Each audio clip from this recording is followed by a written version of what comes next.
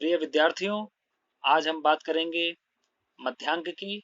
मध्यांक को माध्यिका भी कहा जाता है, इंग्लिश में इसको मीडियन कहा जाता है। मध्यांक जो है केंद्रीय प्रवृत्ति की दूसरी माप होती है। पहली माप हमने पढ़ी थी मध्यमान, दूसरी है मध्यांक या माध्यिका या मीडियन। इसे शॉर्ट में एमडी से डिनोट करते हैं। तो मध्यांक होता क्या है समझ लेते हैं। किसी भी श्रेणी में बीच का वह पद जो श्रेणी को दो बराबर भागों में बांटता है मध्यांक कहलाता है। यानी कि श्रेणी में वह पद जिसमें जिसके ऊपर 50% और जिसके नीचे 50% अंक होते हैं उसको मध्यांक या माध्यिका कहा जाता है। जैसे हमारे सामने ये एग्जाम्पल है, ये एक श्रेणी है मेरे पास 2, 4, 6, 8, 10, 12, 14। इस श्रेणी में टोटल कितने पद हैं सबसे पहले हम पद गिन लेंगे। 1, 2, 3, 4, 5, 6, 7, 7 पद हैं। तो 7 पदों में बीच वाला प्राप्तांक कौन सा होगा? 1, 2, 3, 4, यानी कि 8 प्राप्तांक जो है ये मध्य में या बीच में स्थित है। तो जैसा मैंने बताया था कि मध्यांक वह प्राप्तांक होता है जिससे आधे प्राप्तांक नीचे होते हैं और आधे प्राप्तांक ऊपर होते हैं। तो आधे यानी कि 50%, 1, 2, 3 इससे नीचे हैं और 1, 2, 3 इससे ऊपर है। ठीक है, तो यहां तक मध्यांक आपके समझ में आया होगा। मध्यांक की परिभाषा देख लेते हैं। प्रोफेसर बाउले के अनुसार मध्यांक श्रेणी में उस पद का मूल्य है जो कि वितरण को दो बराबर भागों में बांटता है। ठीक है, श्रेणी का वह मूल्य जो वितरण को दो बराबर भागों में बांटता है। अब इसकी गणना की बात करते हैं। गणना के लिए जैसा कि मध्यमान में भी था, अवर्गीकृत आंकड़े और वर्गीकृत आंकड़े। पहले हम बात करेंगे अवर्गीकृत आंकड़ों का मध्यमान कैसे निकालते हैं। तो अवर्गीकृत आंकड़ों का मध्यमान निकालने के लिए हमारे पास सूत्र है एमडी, यानी कि मध्यमान बोल गया मैं, मध्यांक। MD is equal to n+1/2 तक, यानी कि मध्यांक जो होता है n+1/2वां पद होता है। इसको हम एक एग्जाम्पल के माध्यम से समझ लेते हैं। हमारे पास ये श्रेणी है अवर्गीकृत आंकड़ों की 8, 7, 5, 12, 15, 18, 6, 4, 2। यहाँ पर ध्यान देने योग्य बात यह है कि सबसे पहले हम इन अवर्गीकृत आंकड़ों को आरोही या अवरोही क्रम में रख लेते हैं, यानी कि घटते हुए या बढ़ते हुए क्रम में हम इनको सजा लेते हैं। ठीक है, जैसे कि यहाँ पर 8 आ रहा है, 7 आ रहा है, 5 आ रहा है, 12 आ रहा है, इनमें कोई निश्चित क्रम नहीं है। या तो हम इसे घटते हुए क्रम में रखेंगे या हम बढ़ते हुए क्रम में रखेंगे। तो हम सबसे पहले इनको आरोही यानी कि बढ़ते हुए क्रम में रख लेते हैं। तो सबसे पहले 2, फिर 4, फिर 5, फिर 6, 7, 8, 12, 15 और 18। हमने इसको असेंडिंग ऑर्डर में यानी कि आरोही क्रम में बढ़ते हुए क्रम में हमने सजा लिया है। अब हम मध्यांक का फार्मूला लगाएंगे, md इक्वल टू n+1/2 पद। ठीक है, जहां पर n क्या होता है? टोटल संख्या प्राप्तांकों की। तो यहाँ पर हमारे पास कितने प्राप्तांक थे गिन लेंगे। 1, 2, 3, 4, 5, 6, 7, 8, 9। 9 प्राप्तांक हुए, n बराबर हुआ 9। 9 + 1 डिवाइडेड बाई 2 पद। 9 और 1 10, 10/2 पद।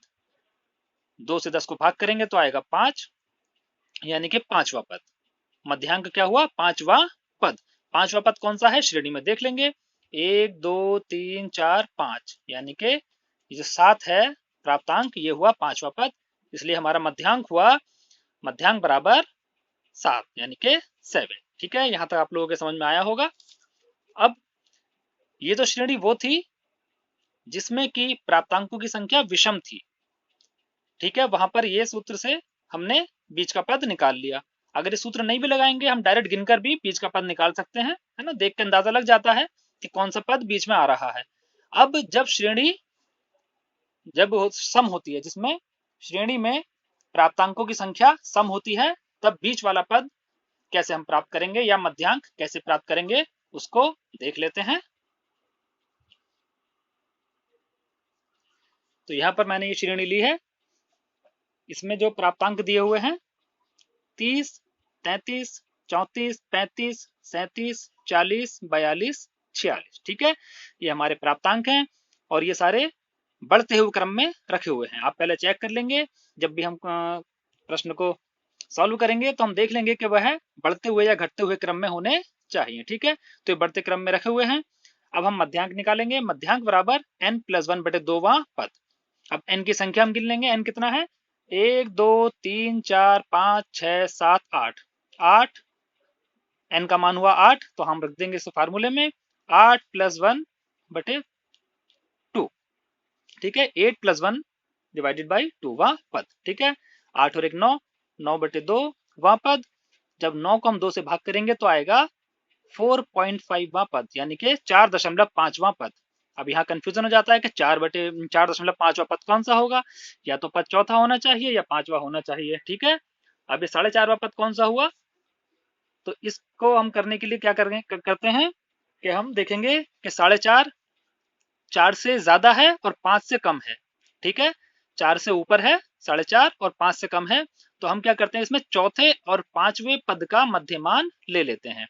जहां पर भी आपके सामने ऐसी समस्या आएगी कि 4.5 या 5.5 या 6.5, तो वहां पर हम ये देखेंगे कि जो अंक आ रहा है वो किन दो पदों के बीच में आ रहा है। 4.5 जो है 4 और 5 के बीच में आता है, यानी कि इसको हम इस तरीके से लिख लेंगे कि चौथा पद प्लस पांचवा पद, और इसको भाग कर देंगे 2 से, यानी कि इनका मध्यमान निकाल लेंगे। ठीक है, अब चौथा पद हम श्रेणी में देखेंगे। चौथा पद कौन सा है? 1 2 3 4, यानी कि 35 जो है वो चौथा पद है, प्लस पांचवा कौन सा हुआ?